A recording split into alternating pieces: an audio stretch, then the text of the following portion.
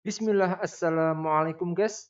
Di acara political show yang berjudul Reshuffle Jokowi di ujung masa jabatan PDI ditendang, kali ini ada perdebatan yang cukup panas lagi antara jubir Gerindra dan Kodari dengan politisi PDIP Ciko Hakim dan Rocky Gerung.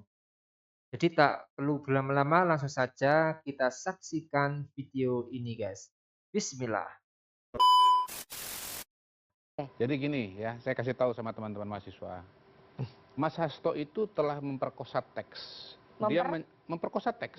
Teks itu tidak boleh dilepaskan dari konteksnya. Pidato Pak Jokowi itu sangat panjang. Justru Pak Jokowi itu mengingatkan para aparatur ya, baik kepala daerah maupun penegak hukum untuk bekerja dengan baik. Agar apa? Agar Indonesia bisa menciptakan lapangan kerja, meningkatkan ekspor, menurunkan impor. Bahkan dia mengingatkan aparat hukum untuk tidak mengganggu, menggigit orang-orang yang bekerja dengan baik, birokrat yang bekerja dengan baik, Oke. pengusaha yang bekerja dengan baik. Dan dia mengatakan begini, kalau ada aparat hukum yang main-main, diganti saja kepada para pimpinan. Nah, soal bisikin atau ngasih tahu itu kan biasa. Nah, Anda kalau jadi pimpinan, Anda dapat informasi dari sana dari sini. Kalau ada hal yang tidak benar, saya sampaikan, kan bahasanya begitu. Justru Pak Jokowi itu sedang berperan sebagai whistleblower. Dalam hukum whistleblower itu bagus apa jelek? Bagus. Justru kalau ada penyimpangan dia kasih tahu kepada aparat hukum. Bukan dia sendiri yang menindak. Itu yang saya sebut berbahaya sekali Mas Hasto ini. Tidak menjelaskan kapan acaranya dilaksanakan dan dia memotong seenaknya. Hanya pada bagian-bagian yang ini kan kembali lagi kalau bicara soal acara ini bicara soal karakter artinya presiden yang selama ini mengatakan tidak bisa mengintervensi yudikatif, tidak bisa mengintervensi KPK, tidak bisa mengintervensi kejaksaan, ternyata kan bisa dan akan melakukan itu dan itu ada hubungannya dengan apa yang terjadi sekarang. Kita tahulah apa yang terjadi sekarang, ada pergantian ketua umum Golkar ya kan, mundurnya Airlangga Hartarto, semua orang bisa menebak ini udah jadi rahasia umum. Jadi nggak ada memperkosa teks, nggak ada memperkosa teks, yang ada adalah memperkosa kemerdekaan, memperkosa kebebasan berpendapat, memperkosa hak-hak orang yang mengkritik presiden dan dianggap memproduksi hoaks. Iya. Gimana Mas Ciko? Biasa ini Nggak ada hoax kok. Hoax itu bukan Nggak konteks ada palsu, hoax, tapi nggak mencabut ada dari hoax. konteks dan mencabut dari Silakan teks dijawab. tersebut. Kita Itu tidak adalah hoax menyangkal juga. bahwa itu Sekjen spesialis pembicaraan hoax itu ini. ada di mana. Oh nggak ada begitu ya kan.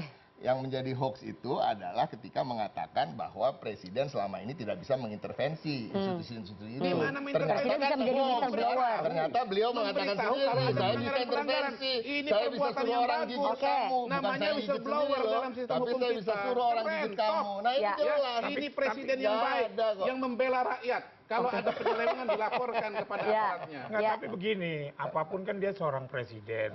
Memang hak dia untuk memerintah kejaksaan, polisi, untuk menangkapi orang-orang yang maling. Daripada ada presiden nggak memerintahkan aparat hukum terhadap orang yang korupsi malah disimpan gitu kan. Oke. Nah itu kan nggak baik. Tapi kan dikhawatirkan ini bisa menjadi pisau bermata dua. Enggak lah, Kang kan Mas sekarang Wahyu. gini. Sekarang begini. Kan udah Tapi dijelaskan selama tadi, nurut kan kalau boleh ada disimpan ya kan. ya. Kalau ada pelanggaran dilaporkan. Pelanggaran, kalau nggak pelanggaran nggak dilaporkan. Tanya ke mahasiswa tuh, versi ini yang benar apa versi saya yang benar coba? Versi saya lah yang benar. Karena kan sebagai Jujur. sebagai Ayo, jujur. Kalau presiden. selama ini ya. Ayo jujur, kalau nggak gue gigit loh. Mendengarkan saya, publik itu banyak dukung yang versinya saya gitu. Oh, gitu. Buktinya menang Pilpres 2024. Oh, oke. Rocky yang lain. Ya, jadi ini Pak Jokowi bertindak sebagai whistleblower, Bung Rocky. Whistleblower ini. Gimana? Kalau ada penyelenggaraan dilaporkan. Apakah ini menjadi pisau bermata dua atau justru ini menjadi whistleblower? Tadinya whistleblower itu, tapi ya yang terjadi adalah tornado. Tornado apa gimana? Ya diputer-puter tuh keangkat satu akar beringin itu keangkat oleh tornado. Bantengnya itu mau digorok, untung bantengnya mampu untuk lari duluan. Kalau kita lihat misalnya riset tentang psikologi Pak Jokowi itu baru ditulis oleh siapa itu orang Australia yang bahkan tadinya membela dia. Dia terangkan bahwa memang itu wataknya. Jadi ini cuma membenarkan akhirnya fakta ini kendati dia udah pase Dia justru relevan ketika riset tentang psikologi Pak Jokowi wataknya itu dikeluarkan oleh kalangan akademisi itu. Oh memang itu wataknya. Jadi dia menyembunyikan sesuatu dengan kalimat-kalimat itu, tapi itu yang dia praktekkan kan. Jadi berkebalikan begitu. Ya, bukan sekedar berkebalikan, dimaksudkan untuk menyembunyikan maksud, tetapi dengan akibat yang, ya maksudnya ya saya whistleblower kan itu. Tetapi dia lakukan sudah. Itu dasarnya kan. Lah KPK itu dibelah oleh Jokowi, PDIP dibelah, Golkar dibelah, segala macam. Jadi bukan sekedar digigit, dibelah itu. Oke. Apa nggak bengis itu? Oke. Ya, saya mau tanya ke Mbak Grace. Silakan Mbak Grace, tanggapan dari Istana. Itu watak aslinya Pak Jokowi. Ini terkait yang mana nih Mbak Nana? Ya itu tadi yang soal rekaman itu Mbak, yang tadi Anda pertanyakan juga. Ya, itu tadi. Saya tadi mau jawab tapi dia di mute ya. Jadi konteksnya. Misalnya bapak-bapak ini nggak bisa di mute Mbak. Saya juga pusing. Silakan. Ya. Ini justru Pak Presiden menegur aparat yang justru mengintimidasi, menakut-nakuti, menggunakan kekuasaan untuk menindas orang, begitu kan?